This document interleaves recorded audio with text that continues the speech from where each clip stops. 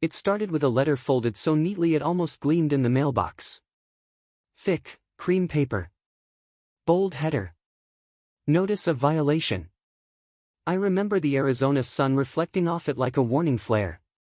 And right there, beneath the letterhead, in cold bureaucratic print, it said I owed $1,500 for a fence. My fence.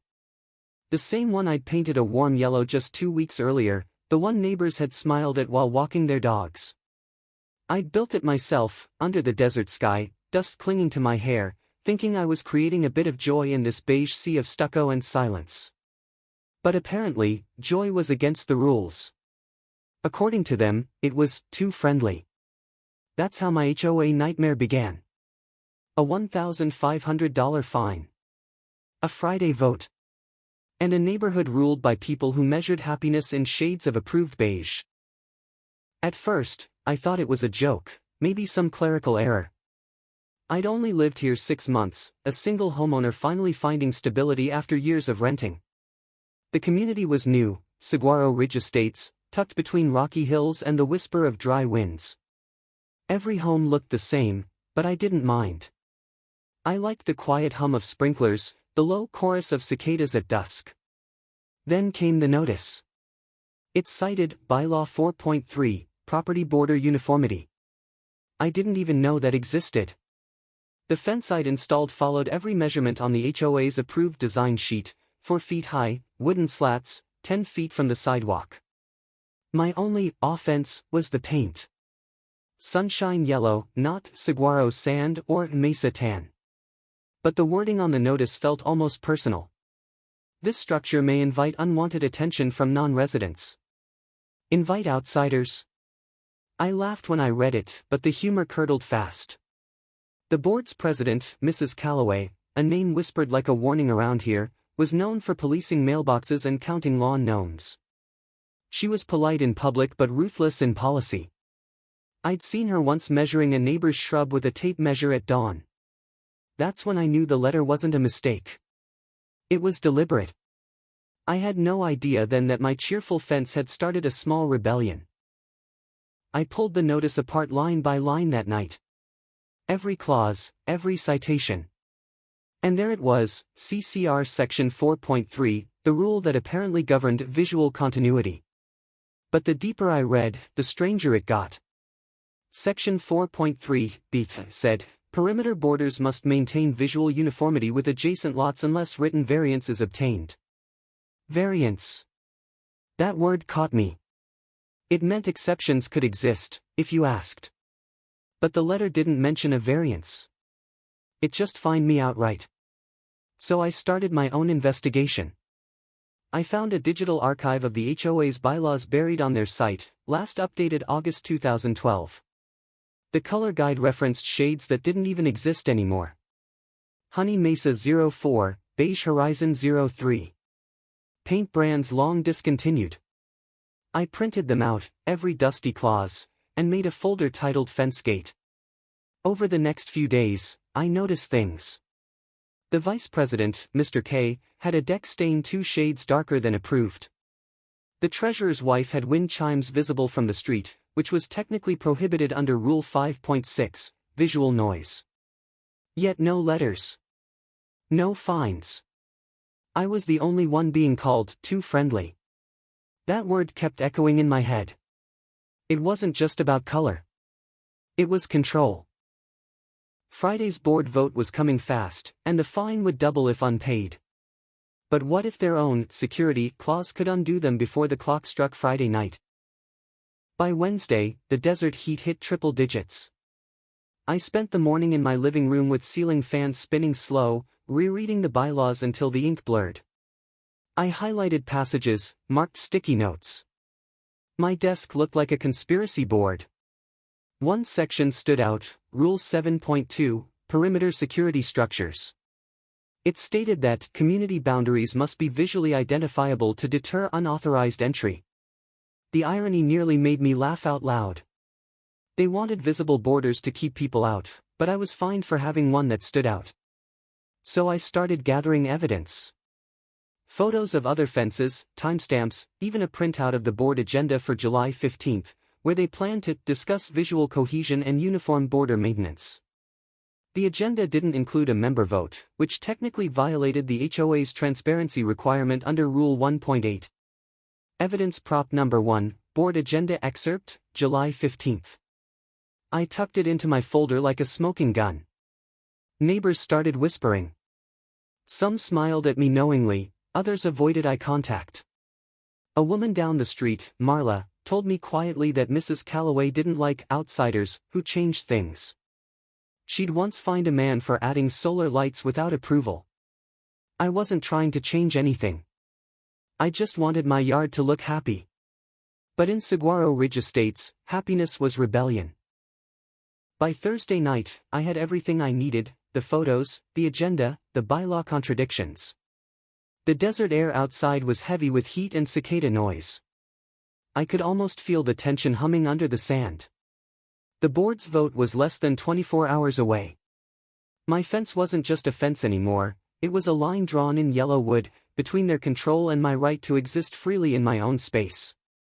What they didn't know was that by citing the wrong bylaw, they'd opened a door I was ready to walk through. And when I walked through, it wouldn't be quietly. The morning of the vote, the sun rose red over the desert ridge, painting everything in gold and dust. I watched from my porch as sprinklers hissed along the sidewalks, their rhythm ticking like a countdown. Friday.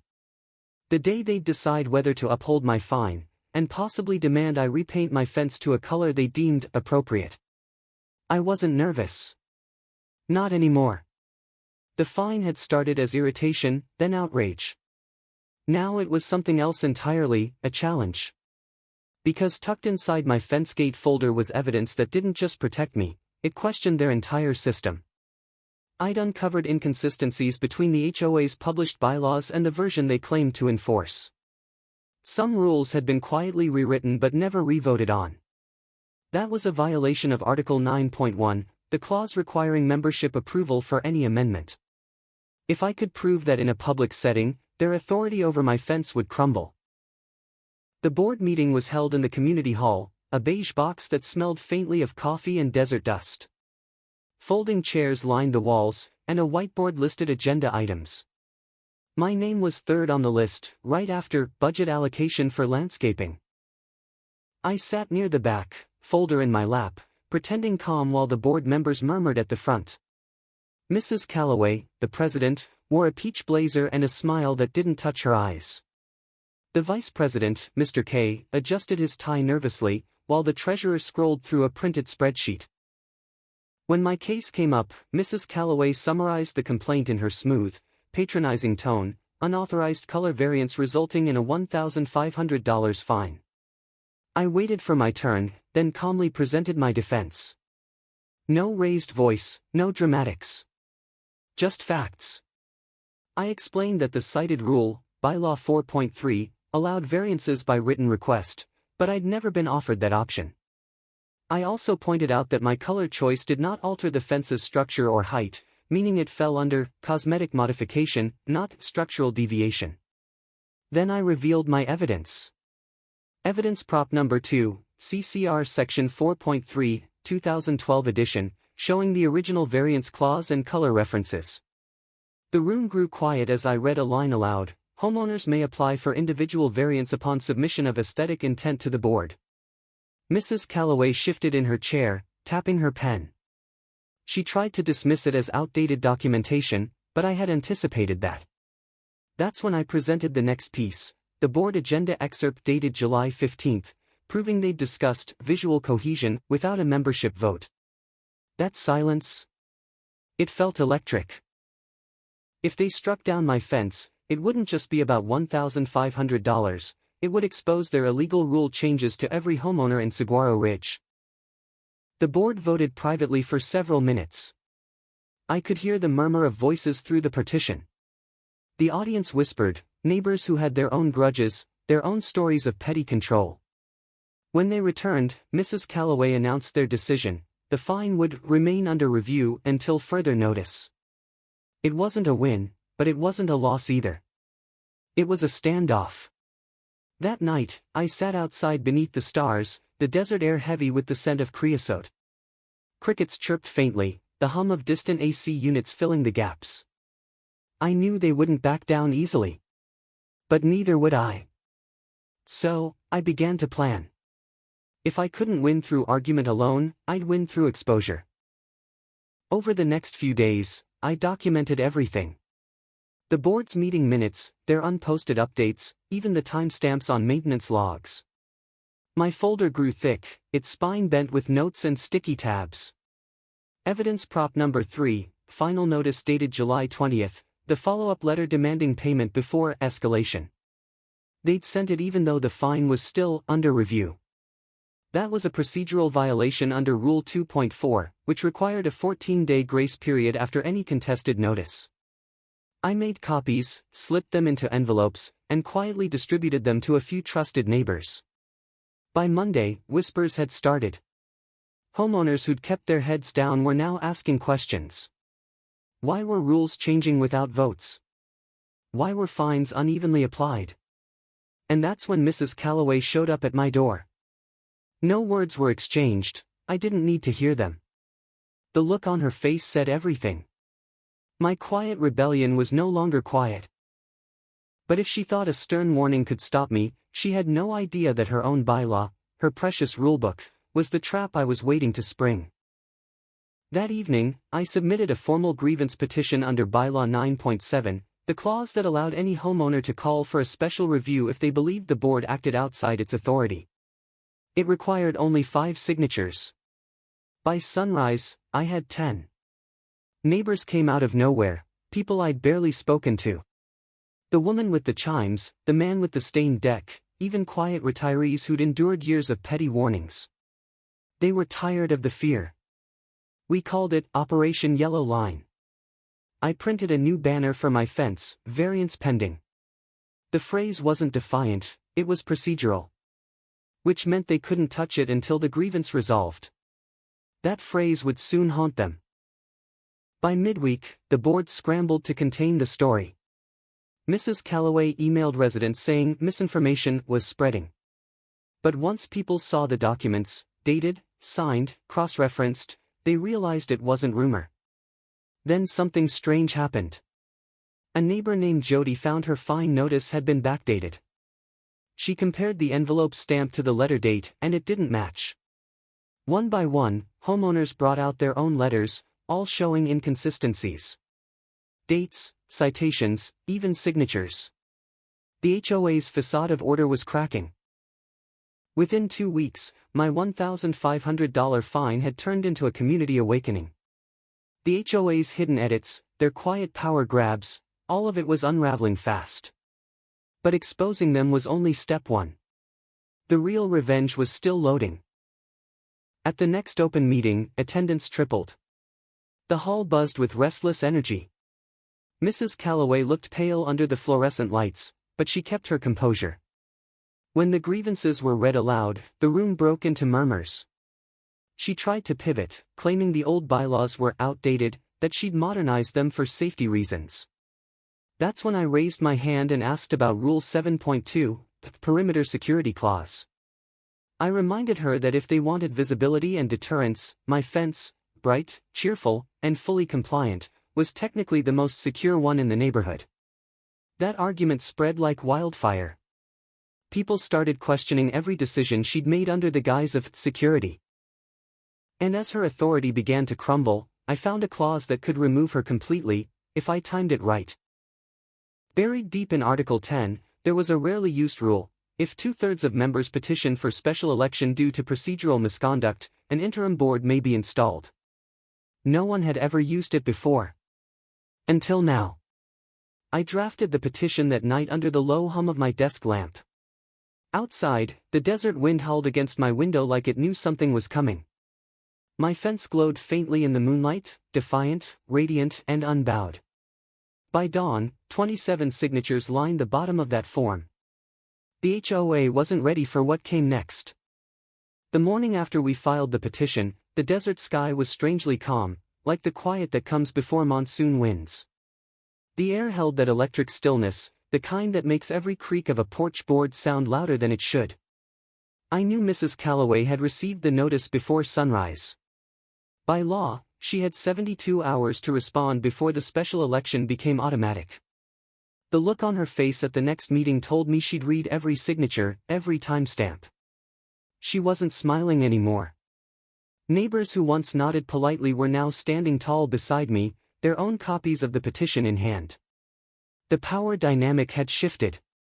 For the first time, it wasn't the board talking down to homeowners, it was homeowners holding the board accountable. And that, to Mrs. Calloway, was intolerable. The following week, the association tried one last stunt. They issued a community safety bulletin claiming certain unapproved border designs could attract vandalism. It was a veiled attack, clearly about my fence. But I was ready. Evidence prop number 4, Community Safety Bulletin, August 3, and signed, lacking required board vote reference. I cross-checked it with Rule 1.8 and Article 6.2, both of which required official minutes for any community announcement. The bulletin had none. That made it null. When I presented that to the homeowners group, the tension snapped like a dry branch. People were done. The petition signatures doubled overnight. By Friday, the vote for a temporary board replacement was unanimous. Mrs. Calloway was suspended pending procedural review. But revenge wasn't just about removing her, it was about rewriting the rules she'd used to control us. The best revenge would be turning her system into our protection. The interim board was made up of volunteers, ordinary neighbors who wanted fairness, not dominance. They asked me to help audit the HOA's records, to identify which bylaws were outdated or illegally amended. I accepted. Not out of spite, but because I wanted to understand how power had twisted something as small as a fence into a war. We spent late nights in the stuffy meeting room, the hum of the ceiling fan drowning out the crickets outside.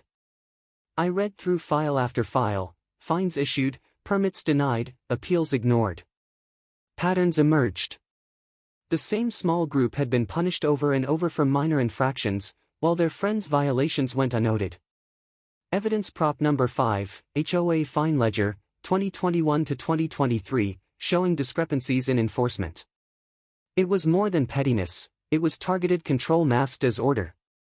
So, we drafted new policies. Transparent votes. Public notices. Mandatory appeal rights. And most importantly, a clause that required all color-related restrictions to be updated every 5 years with homeowner input.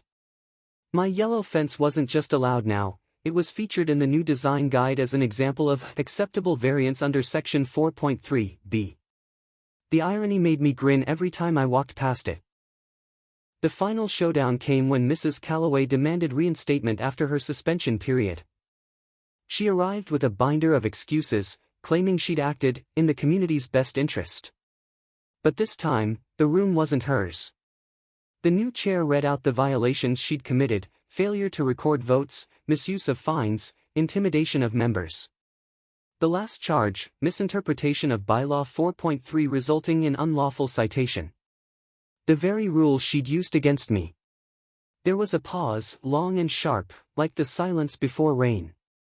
Then the vote. 5-0. Permanent removal. The motion carried, and for the first time, the room erupted, not with shouting, but with applause. It was quiet, steady, filled with relief. I looked out the window toward my fence, glowing under the midday sun. That yellow would no longer symbolize defiance. It symbolized freedom. What began as a $1,500 punishment had turned into a full-scale HOA revenge story, a quiet revolution painted in sunshine across the desert. Over the next few months, the neighborhood transformed. People started painting shutters soft blues and greens, adding touches of personality that had long been forbidden. A sense of warmth crept back into Saguaro Ridge, as if the community itself was exhaling after years of tension. New residents were greeted with smiles instead of warnings. The newsletters became lighter, friendlier. The word violation appeared less, replaced by a recommendation. And me? I kept my fence exactly the same, unchanged, unrepentant. Every time the sun hit it, it shimmered like a memory of everything we'd overcome. Sometimes I'd catch neighbors pausing to look at it, smiling softly as if to say we remember. Looking back, I realized this wasn't just about color or fines. It was about control, about the quiet ways people abuse power under the banner of community standards. The HOA hadn't just tried to fine me, they tried to silence individuality. And for years, no one had challenged that. But one fence, one friendly shade of yellow, cracked that illusion wide open. It reminded me that even in the most rigid systems, change can start small. Sometimes rebellion doesn't roar, it glows. And when it does, it lights the way for everyone else trapped in the same shade of beige. Tell me your HOA horror in one line, and maybe your story will be the next fence that fights back.